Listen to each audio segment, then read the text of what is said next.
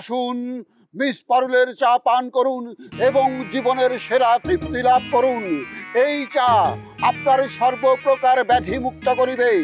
আপনি তরুণ, প্রেমে ব্যর্থ হয়েছেন, মিস পারুলের চা খান, প্রেমে সফল হবেন। আপনি তরুণী, আপনার প্রেমিক ভাগা দিয়েছে, মিস পারুলের চা খান, প্রেমিক ফিরে আসবে। আপনি বৃদ্ধ, বৃদ্ধার সঙ্গে সংসারে অশান্তি, মিস পারুলের চা খান, জানে শান্তি হবে। আসুন ভাই আসুন, শুরু হইয়াছে মিস পারুলের চায়ের দোকান। আসুন মিস পারুলের চা খান, জীবন বাঁচান। আসুন ভাই আসুন, আসুন ভাই আসুন। সকাল 6টা থেকে রাত 12টা পর্যন্ত খোলা থাকবে মিস পারুলের চায়ের দোকান। পুনরায় শুরু হইয়াছে। কি করতেছেন? বিজ্ঞাপন করতেছি, তোমার চায়ের দোকানের প্রচার প্রচারণা চলতেছে, মাইকিং চলতেছে।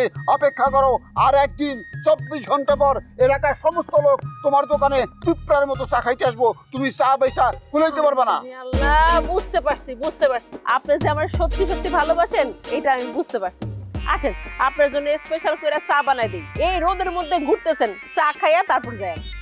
মনটা যদি খোলা যেত সিন্ধুকেরই মতো, দেখাইতাম তোমারে আমি ভালোবাসি কত।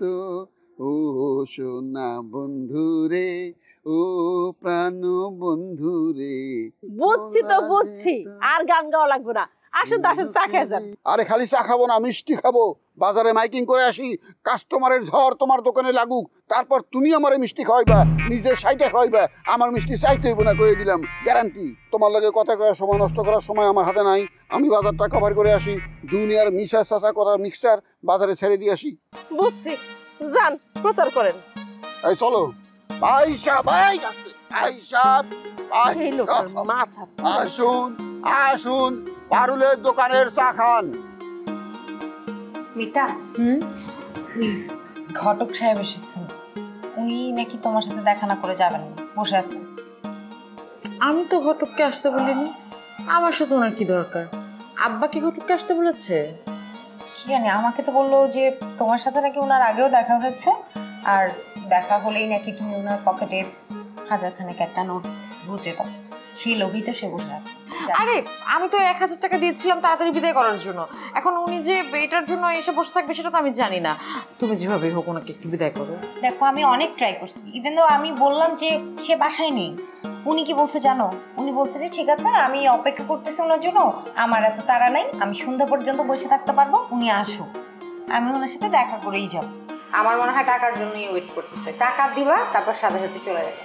আচ্ছা শোনো, আমি তোমাকে 1000 টাকা দিয়ে দিচ্ছি, তুমি টাকাটা গিয়ে ওনাকে দিয়ে দাও, আমি ওনার সাথে দেখা করতে পারবো না, বিদায় করো তো। আরে বোকা, শুধু টাকা দিলেই হবে না, উনি তোমার সাথে কথা বলবে, উনার নাকি তোমার সাথে কি ইম্পর্টেন্ট কথা আছে। কি মুশকিলে পড়লাম। আচ্ছা ঠিক আছে, তবে আমি একা যাবো না, তুমি আমার সাথে যাবে। তোকে ফোন করেছিল? কার আমাকে ফোন করবে? কার কথা বলছো? আরে নীরব এসেছিল না, ওরা কি কিছু বলেছে? আব্বা, তোমার মেয়েকে ওদের পছন্দ হয়নি, এখন তুমি কি করবে? জোর করে ওই বাড়িতে আমাকে রেখে আসবে? তুমি যদি আমাকে নিয়ে যেতে চাও তাহলে আমি তোমার সাথে যেতে রাজি আছি, কখন যাবে?